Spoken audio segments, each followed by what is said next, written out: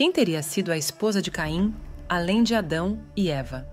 Essa é uma das muitas perguntas que as pessoas se fazem ao ler a Bíblia e sua narrativa sobre a origem da humanidade.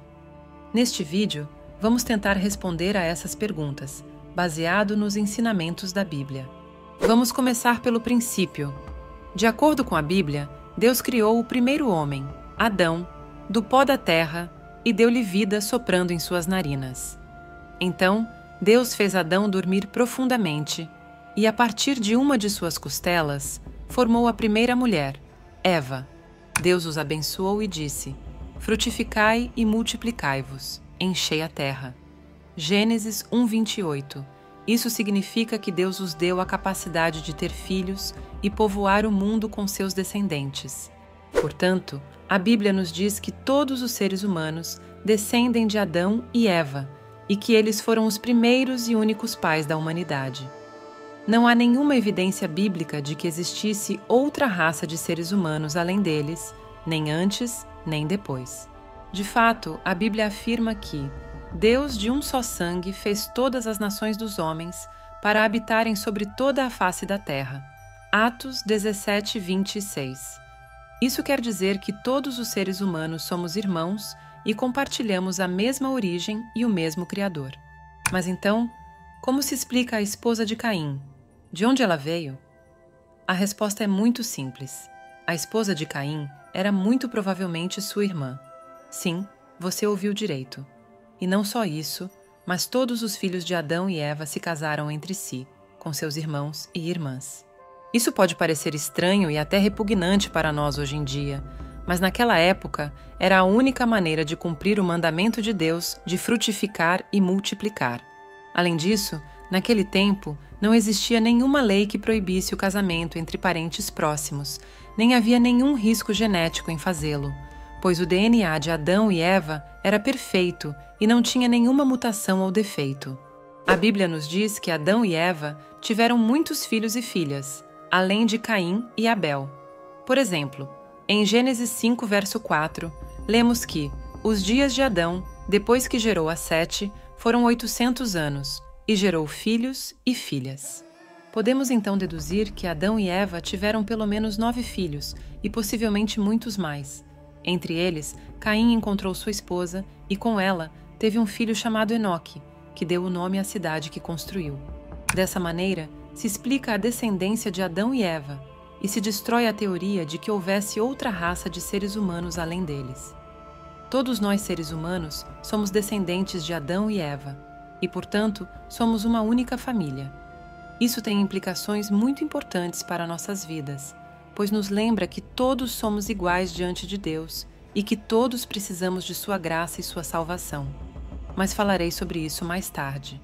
Até agora, sabemos que todos os seres humanos provêm de uma única raça, a de Adão e Eva, e que eles tiveram muitos filhos e filhas, entre os quais se encontrava a esposa de Caim. Também vimos como naquele tempo não havia nenhuma proibição ou problema em se casar entre irmãos e irmãs, pois era a única maneira de cumprir o mandamento de Deus de frutificar e multiplicar. Mas o que aconteceu depois? Como se desenvolveu a descendência de Adão e Eva? Quando e por que o incesto foi proibido? A Bíblia nos diz que Adão e Eva tiveram 2 filhos homens mencionados pelo nome, Caim e Abel.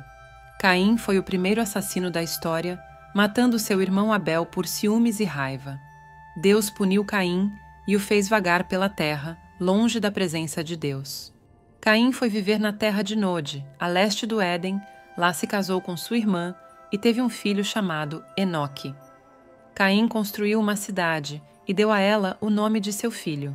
De Caim descenderam muitos homens maus, como Lameque, que foi o primeiro polígamo e o segundo assassino da história. Abel, por sua vez, foi o primeiro mártir da história, morrendo por causa de sua fé e obediência a Deus. Deus aceitou sua oferta, mas rejeitou a de Caim, porque Abel ofereceu o melhor de seu rebanho, enquanto Caim ofereceu o que sobrou de sua colheita. Abel foi um homem justo, e Deus o recompensou com a vida eterna. A descendência de Abel não é mencionada, mas podemos supor que ele teve filhos e filhas antes de morrer, pois a Bíblia diz que todos estes morreram na fé. em Hebreus 11:13.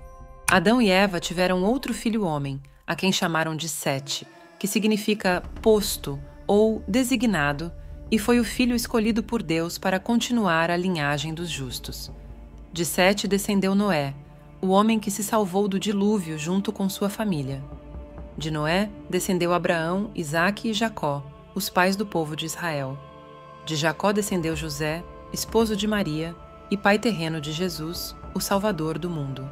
A Bíblia não nos dá os nomes de todos os filhos e filhas de Adão e Eva, mas nos diz que eles tiveram muitos. De acordo com alguns cálculos baseados na longevidade dos antigos, Adão e Eva podem ter tido mais de 50 filhos e mais de 2.000 netos. Esses filhos e filhas se casaram entre si e tiveram muitos descendentes que povoaram a terra. Assim se formaram as primeiras famílias, tribos e nações. Mas como eles se casavam entre irmãos e parentes próximos sem nenhum problema, não era isso incesto? Não era isso pecado? A resposta é que, naquele tempo, não existia nenhuma lei que proibisse o incesto, nem havia nenhum risco genético em fazê-lo, pois o DNA de Adão e Eva era perfeito e não tinha nenhuma mutação ou defeito. Além disso, Deus havia abençoado Adão e Eva e lhes havia dado a capacidade de ter filhos saudáveis e fortes. Portanto, o incesto não era um problema, mas uma necessidade para cumprir o plano de Deus de encher a terra com seus filhos. No entanto, isso mudou com o tempo. À medida que os anos passavam, o pecado e a maldade se espalharam pelo mundo e afetaram também a natureza humana. O DNA dos seres humanos se deteriorou e começaram a aparecer mutações e defeitos genéticos. Esses defeitos podiam ser transmitidos de pais para filhos e agravados se os pais fossem parentes próximos.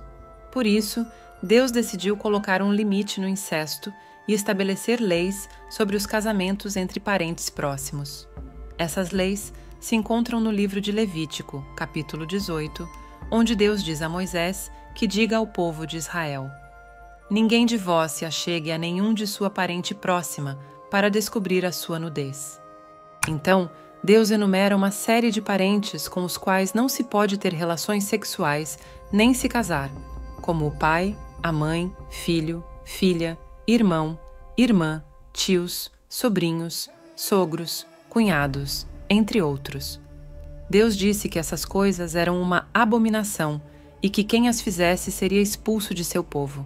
Essas leis foram dadas para proteger a saúde e a santidade do povo de Deus e para evitar que eles caíssem nos costumes pecaminosos dos povos pagãos que habitavam a terra de Canaã. Essas leis também foram dadas para preservar a pureza da linhagem messiânica da qual nasceria o Salvador do mundo, Jesus Cristo, o Filho de Deus. Essas leis ainda são válidas hoje em dia e são a base da moral sexual cristã. Mas o que acontece com os exemplos de casamentos entre parentes próximos que encontramos na Bíblia depois que essas leis foram dadas? Não são esses casos de incesto? A resposta é que nem todos os casos de casamentos entre parentes próximos na Bíblia são incesto. Há alguns casos que são permitidos por Deus e outros que são condenados. Vamos ver alguns exemplos. Abraão se casou com sua meia-irmã Sara. Isso aconteceu antes de as leis de Levítico serem dadas e, portanto, não foi considerado incesto. Além disso, Deus abençoou Abraão e Sara e lhes deu um filho, Isaque, pai de Jacó e pai de Israel. Isaque se casou com sua prima Rebeca. Isso também não foi considerado incesto, pois as leis de Levítico não proíbem o casamento entre primos. Na verdade, o casamento entre primos era muito comum na antiguidade e ainda hoje é praticado em algumas culturas. Deus abençoou Isaque e Rebeca e lhes deu 2 filhos, Esaú e Jacó. Jacó se casou com suas primas Lia e Raquel. Isso também não foi considerado incesto pelo mesmo motivo do caso anterior. Além disso, Jacó se casou com 2 irmãs, o que hoje seria considerado poligamia, mas naquela época era um costume aceito, embora não aprovado por Deus. Deus abençoou Jacó e suas esposas e lhes deu 12 filhos, que foram os pais das 12 tribos de Israel. Anrão se casou com sua tia, Joquebede. Isso sim foi considerado incesto, pois as leis de Levítico proíbem o casamento entre tio e sobrinha. No entanto, Deus teve misericórdia de Anrão e Joquebede e lhes deu um filho, Moisés, o libertador de Israel, o profeta de Deus, o que recebeu a lei de Deus no Monte Sinai. Ló teve relações sexuais com suas filhas. Isso também foi considerado incesto, pois as leis de Levítico proíbem o casamento entre pai e filha. Além disso, essa foi uma ação perversa e repugnante que foi motivada pelo medo e pela ignorância de suas filhas, que achavam que não havia mais homens no mundo depois da destruição de Sodoma e Gomorra. Deus não aprovou essa conduta e permitiu que dessas uniões nascessem dois povos inimigos de Israel, Moabe e Amon. Judá teve relações sexuais com sua nora, Tamar. Isso também foi considerado incesto, pois as leis de Levítico proíbem o casamento entre sogro e nora. No entanto, essa foi uma ação enganosa e vingativa que foi motivada pela injustiça e a hipocrisia de Judá, que não quis cumprir com a lei do levirato, que obrigava a casar seu filho caçula com a viúva de seu filho mais velho para dar-lhe descendência. Deus não aprovou essa conduta, mas teve misericórdia de Tamar e lhe deu 2 filhos, Pérez e Zara. De Pérez descendeu Boaz, o bisavô de Davi, o rei de Israel. Aminon violou sua irmã, Tamar. Isso também foi considerado incesto, pois as leis de Levítico proíbem o casamento entre irmãos. Além disso, essa foi uma ação violenta e abominável, que foi motivada pela paixão e a luxúria de Aminon. Deus não aprovou essa conduta e permitiu que Absalão, o irmão de Tamar, vingasse sua honra, matando Aminon. Isso desencadeou uma guerra civil entre Absalão e seu pai, Davi, o rei de Israel. Como podemos ver, a Bíblia não esconde nem justifica os casos de incesto que ocorreram na história da humanidade, mas os expõe e os condena, mostrando as consequências negativas que tiveram para os indivíduos e as famílias envolvidas. A Bíblia nos ensina que o incesto é um pecado contra Deus e contra a natureza humana, e que vai contra o propósito de Deus para o casamento e a família. A Bíblia também ensina que o casamento deve ser entre um homem e uma mulher que não sejam parentes próximos e que se amem e se respeitem mutuamente, como Deus os uniu. Mas que efeitos o incesto teve na humanidade? Que problemas congênitos ocorreram nos filhos dessas relações? Por que Deus mudou suas leis ao longo do tempo? A Bíblia nos diz que o incesto é um pecado contra Deus e contra a natureza humana, e que vai contra o propósito dele para o casamento e a família. O incesto traz consequências negativas para os indivíduos e as famílias envolvidas, como a vergonha, a rejeição, a violência, a maldição, a doença e a morte.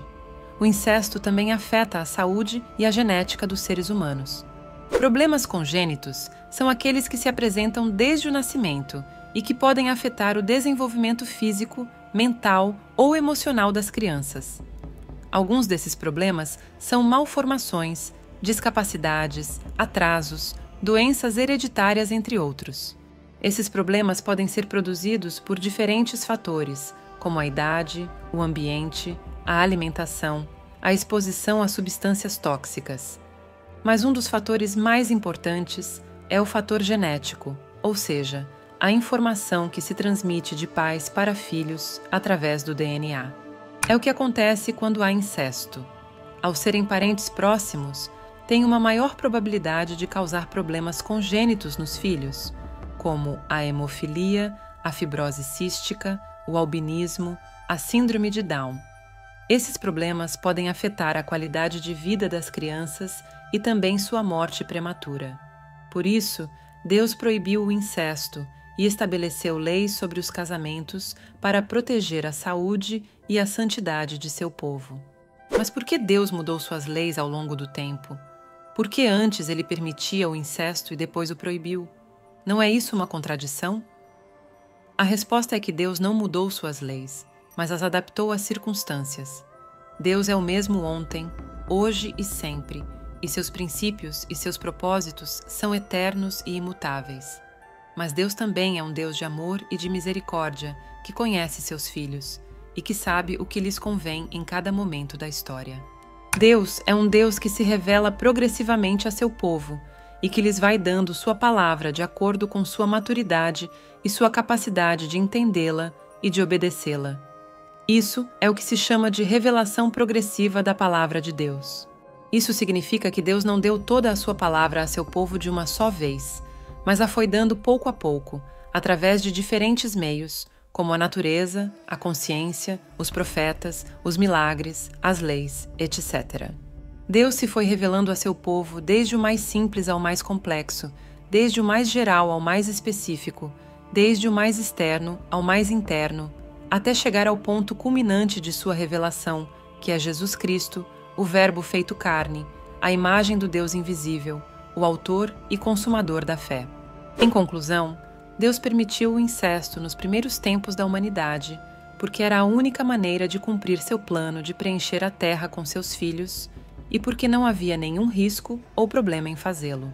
Se você gostou desse vídeo e ele foi útil para você, não esqueça de curtir e se inscrever em nosso canal. Até a próxima e que Deus te abençoe!